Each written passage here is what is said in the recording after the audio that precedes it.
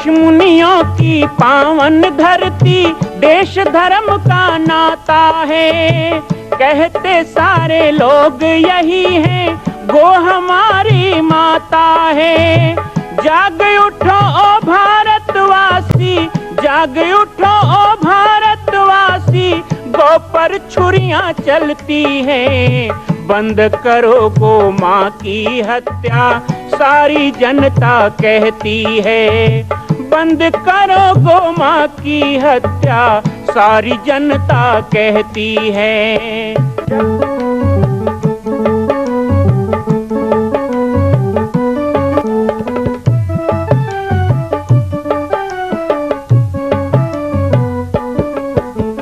जगह जगह पर बूचड़ खाना, लाखों गौएं कटती हैं। किसे सुनाए व्यथा हमारी, नैना नीर बहाती हैं। रक्षा करना गौ माता की, रक्षा करना गौ माता की, गीता ज्ञान सिखाती है। बंद करो गो माँ की हत्या, सारी जनता कहती है। बंद करो गो माँ की हत्या, सारी जनता कहती है।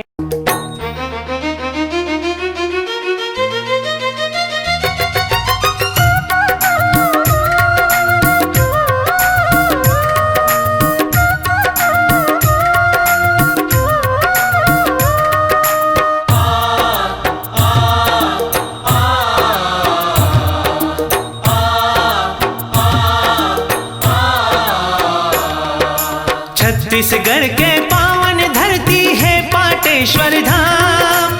छत्तीसगढ़ के पावन धरती है पाटेश्वर धाम। पंचमुखी हनुमान बिराजे, जय जय सीताराम। सिया राम जय जय राम, सिया राम जय जय।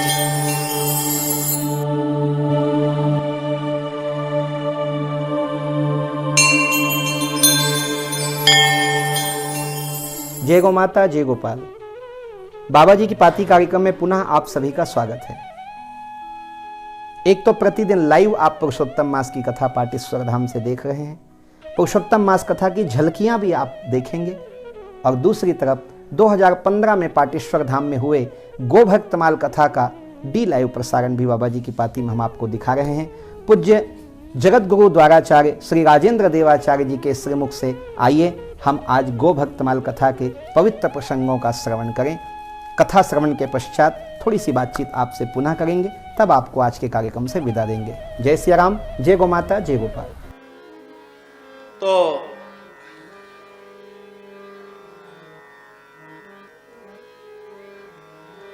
महर्षि विश्वामित्र के यज्ञ की रक्षा के लिए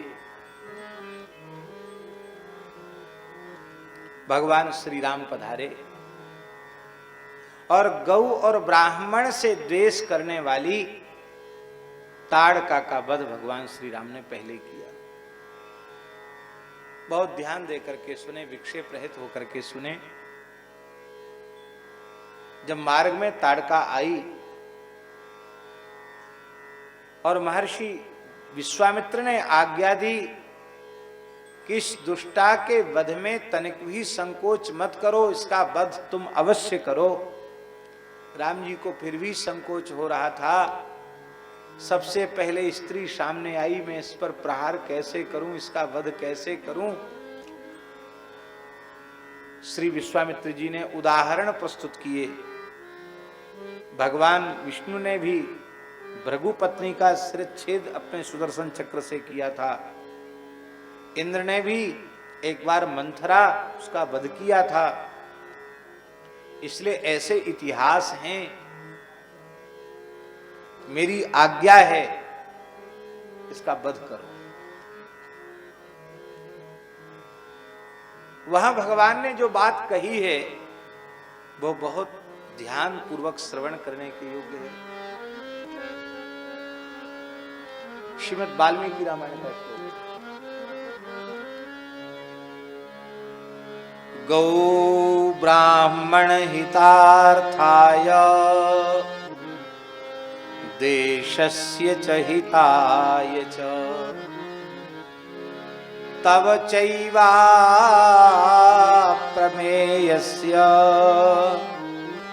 वचनं कर्तुमुद्यतः। भगवान श्री राम कह रहे हैं, हे गुरुदेव, गौ ब्राह्मण हितार्थाय, गाय के हित के लिए, ब्राह्मणों के हित के लिए और संपूर्ण राष्ट्र के हित के लिए आपकी आज्ञा से मैं अब ताड़का का वध करने जा रहा हूं। यहां हमारा निवेदन यह है कि आदि कवि महर्षि वाल्मीकि भगवान श्री राम के माध्यम से सिद्धांत का प्राकट्य करवा रहे हैं कि गाय के हित से ही ब्राह्मणों का हित होगा और गौ और ब्राह्मण के हित से ही संपूर्ण राष्ट्र का हित होगा। नहीं तो राष्ट्र हित को पहले नंबर पर रखना चाहिए। लेकिन भगवान श्री राम राष्ट्र मानते ही उसको हैं जिस राष्ट्र में गौ और ब्राह्मण का आदर होता है। जिस राष्ट्र में गौ और ब्राह्मण का आदर नहीं होता वह राष्ट्र राष्ट्र कहलाने के योग्य नहीं है। राष्ट्रीयता, भारतीयता, सनातन संस्कृति ये सुरक्षित तभी तक रहेगी जब तक गौ और ब्राह्मण का तिरस्कार नहीं होगा। गाय और ब्राह्मण के आदर से ही इनकी सुरक्षा होगी। तो भगवान बोले, गौ ब्राह्मण हितार्थाय देशस्य च हिताय च, इस देश के हित के लिए और आपकी आज्ञा से तव चैवा प्रमेयस्य वचनं कर्तुमुद्यतः, मैं आपकी आज्ञा पालन करने के लिए प्रस्तुत हुआ हूं। भगवान ने ताड़का का उद्धार किया, महर्षि विश्वामित्र के यज्ञ की रक्षा की,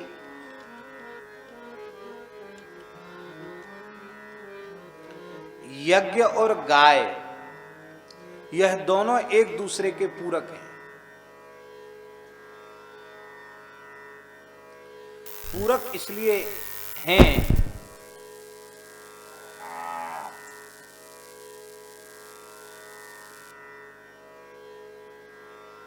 यज्ञ के बिना गाय की और गव्य पदार्थों की सार्थकता नहीं है। माने वैदिक सनातन धर्म का जो प्रयोगात्मक स्वरूप है, उस प्रयोगात्मक स्वरूप का नाम है यज्ञ, और वह यज्ञ बिना गाय के संभव नहीं है। महाराज जी कर्मकांड के ग्रंथों में लिखा रहता है, पंचगव्येण यज्ञ संभारान संप्रोक्ष्य, चाहे हविष्य हो अथवा समिधाएं हो, जितनी यज्ञ पूजन की सामग्री है सबसे पहले उसे पंचगव्य से प्रोक्षित करना चाहिए। बिना पंचगव्य प्रोक्षण के वो सामग्री यज्ञ के योग्य नहीं होती। बिना गाय के घी के यज्ञ होगा, बिना दही दूध के यज्ञ होगा, बिना घृत के यज्ञ होगा, संभव नहीं है। बिना पंचगव्य के यज्ञ संभव नहीं है। तो गाय की महिमा के प्रयोगात्मक स्वरूप को उपस्थित करने वाली जो विधा है उसका नाम है यज्ञ। तो बिना यज्ञ के गव्य पदार्थों का उचित उपयोग नहीं होगा और बिना गाय के यज्ञ नहीं होगा। इसलिए ये दोनों एक दूसरे के बिना रह नहीं सकते। यज्ञ गाय के बिना नहीं रह सकता और गाय यज्ञ के बिना नहीं रह सकती। इसलिए महाराज जी महाभारत में लिखा है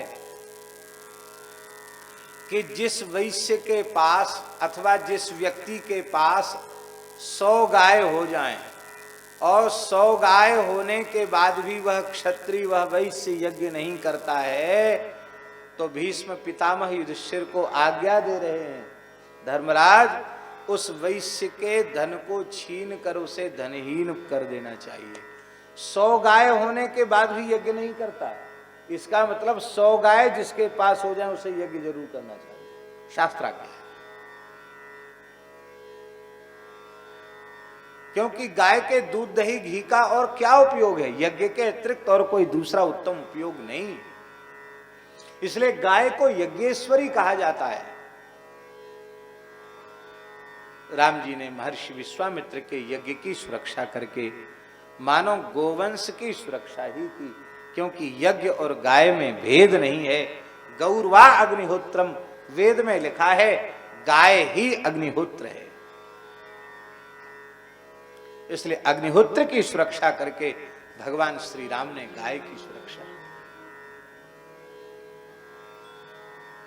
और जब भगवान श्री राम ने जनकपुर की यात्रा की और शिव पिनाक का भंजन करके त्रिलोक विजयश्री के रूप में श्री विदेहराज नंदनी श्री मैथिली के श्री करकंज के द्वारा त्रिभुवन की विजय वैजयंती के रूप में उस विजय माल को स्वीकार किया और फिर उत्तर कौशल से अयोध्या से बारात सज धज करके जनकपुर पहुंची। और जब विवाह की तैयारी हुई तो महाराज जी वाल्मीकि रामायण में स्पष्ट लिखा है, भगवान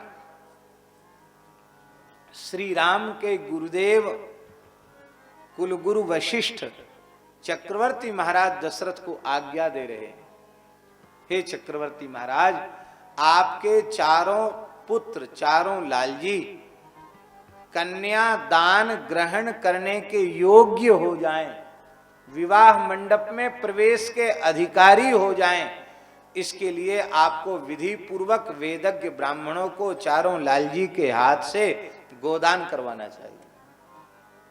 तो वाल्मीकि रामायण में लिखा है भगवान श्री राम ने 4 लाख गायों का दान वेदज्ञ ब्राह्मणों को किया है। यदि ठाकुर जी गोदान न करते तो ठाकुर जी का धनुष तोड़ने के बाद भी विवाह नहीं होता। तो राम जी के विवाह में भी गाय की महत्वपूर्ण भूमिका है। अब राम जी लौट करके विवाह संपन्न करके अयोध्या आए, कुछ दिन प्रजा की सेवा की और अब एक ऐसा प्रकरण उपस्थित हुआ जो बड़ा कारुणिक प्रकरण है, श्री राम जी की वनवास यात्रा का।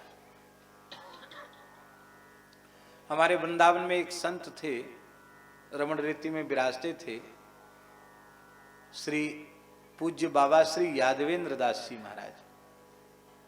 उनको वृंदावन में लोग कामधेनु वाले बाबा कहते थे, बड़े गोभक्त थे। अब तो फिर बहुत जागृति आ गई। उस जमाने में कहीं उनको सूचना मिल जाती कि कोई गाय लेके जा रहा है तो बंदूक लेके खुद ही चल पड़ते रात बिरात, और बहुत गोवंश बचाया उन्होंने। अनेक गौशालाएं स्थापित ब्रज में उस समय उन्होंने की, और वृंदावन में भी कामधेनु गौशाला में वे विराजते थे। बहुत अच्छे सिद्ध महात्मा थे, बहुत अच्छे संत थे। कामधेनु गौशाला वाले महाराज जी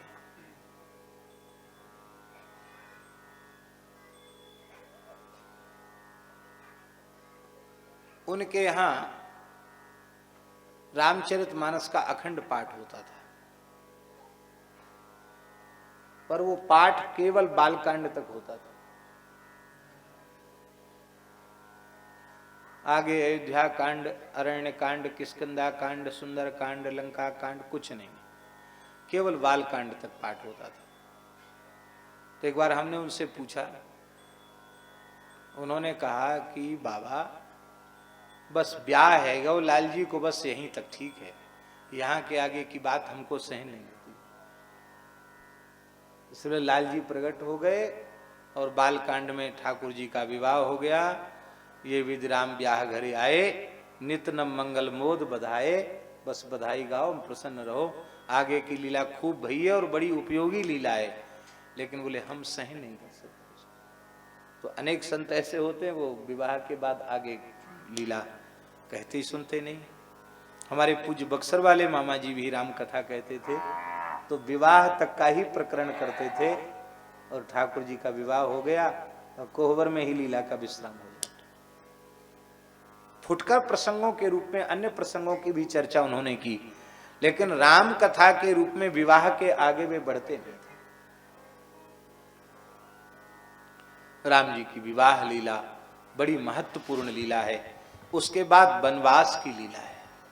उस वनवास की लीला में राम जी की गोभक्ति का एक बड़ा विलक्षण उदाहरण है, बड़ा अनुपम उदाहरण है राम जी की गोभक्ति का।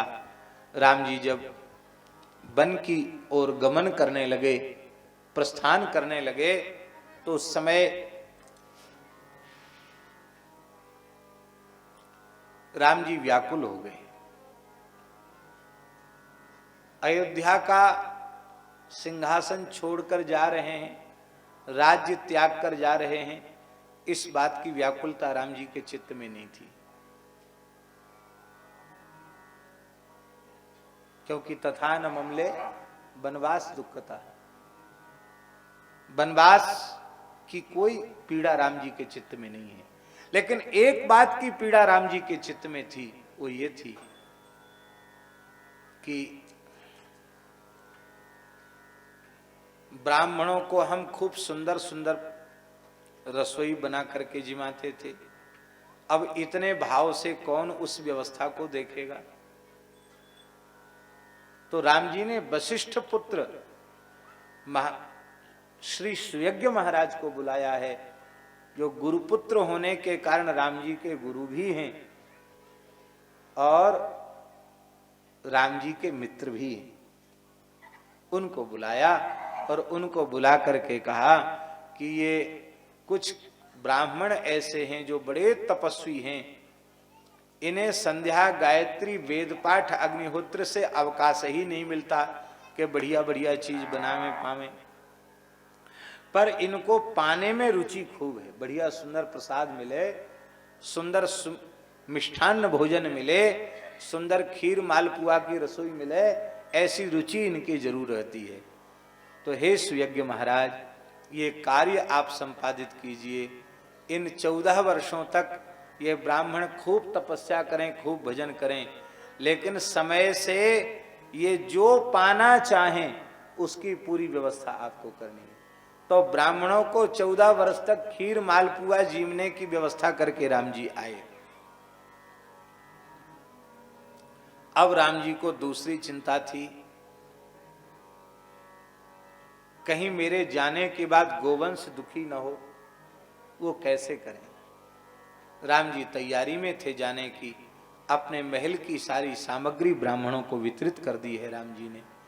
उसी समय अयोध्या का एक अत्यंत तपोधन वृद्ध वेदज्ञ अग्नि के समान तेजस्वी ब्राह्मण आया। उस ब्राह्मण का नाम था त्रिजट। उनके मस्तक पर 3 जटाएं थीं, इसलिए उनका नाम त्रिजट था। मूल नाम क्या था ये तो भगवान जाने, पर उनके मस्तक पर 3 जटाएं थीं, इसलिए उनका नाम त्रिजट हो गया। स्कंद पुराण में एक जट का भी वर्णन है, द्विजट का भी वर्णन है, त्रिजट का भी वर्णन है। कितनी जटाओं का क्या महत्व है, इसका एक प्रकरण है स्कंद पुराण।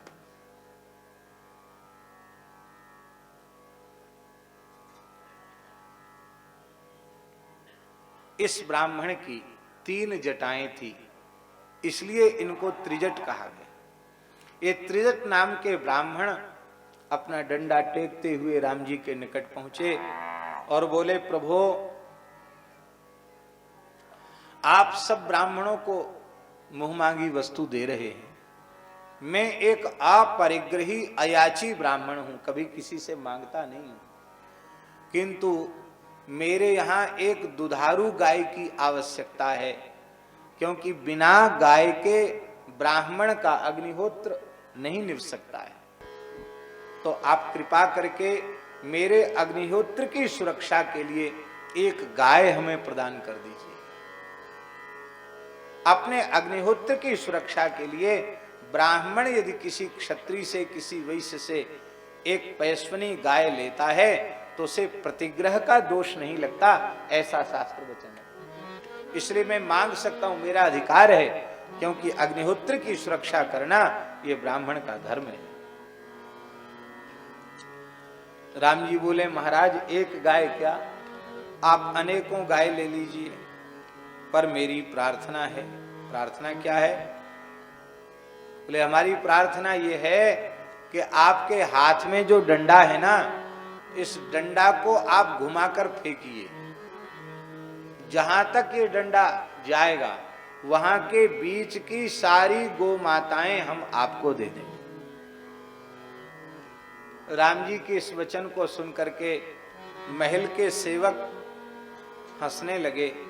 उनके मन में विचार आया कि राम जी अति उदार चक्र चूड़ामणि है, पर लगता ब्राह्मण को कुछ देना नहीं चाहते।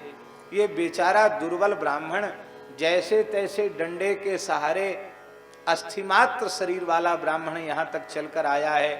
डंडा फेंकेगा तो कितनी दूर, 10-5 हाथ दूर गिरेगा डंडा, और यहाँ महल में तो कोई गाय है नहीं, महल के बाहर बड़े बड़े गोष्ठ हैं। आहा, बड़भाग मारो संत आयो पाहुणो।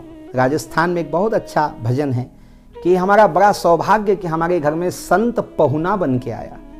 छत्तीसगढ़ में पहुना का बड़ा स्वागत किया जाता है। हमारे पहुना भगवान होते हैं। वैसे भारत की परंपरा है अतिथि देवो भव।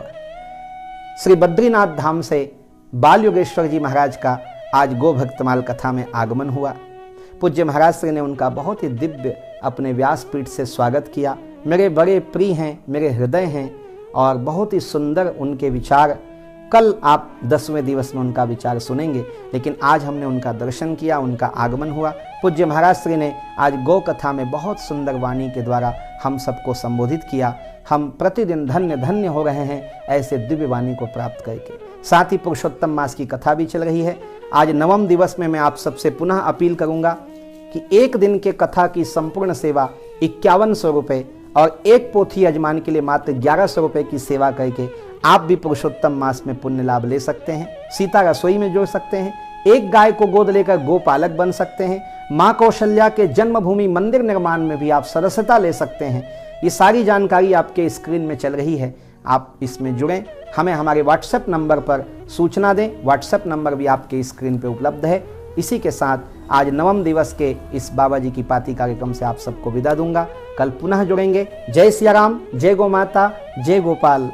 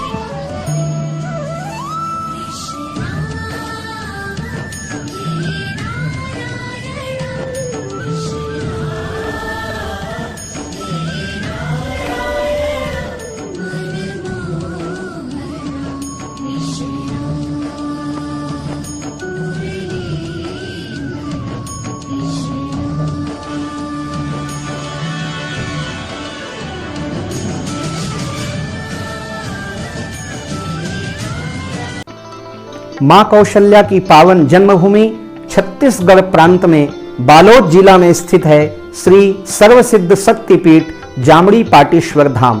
परम पूज्य सद्गुरुदेव राजयोगी बाबा जी की तपस्थली श्री पाटेश्वर धाम और विश्व के अद्वितीय मां कौशल्या जन्मभूमि मंदिर निर्माण का दर्शन करने और इसी प्रकार समसामयिक विषयों पर अपना ज्ञानवर्धन करने के लिए और 10,000 गायों के लिए बनने वाले श्री हनुमान नंदीशाला गो अभ्यारण्य का समाचार प्राप्त करने के लिए आप सभी देखते रहें YouTube चैनल पर राम बालक दास, और हमारे चैनल को आप सभी सब्सक्राइब करें, घंटी का बटन दबाएं ताकि आप सूचनाओं से जुड़े रह सकें। जय श्री राम, जय गौ माता, जय गोपाल।